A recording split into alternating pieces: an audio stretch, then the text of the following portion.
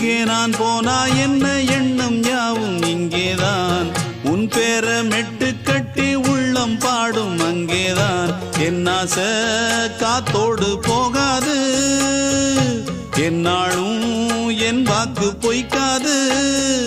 நான் ஏறிக்கர மேலிருந்து 8 தேச பார்த்திருந்து ஏங்கி ஏங்கி காத்திருந்தேன் காணல்ல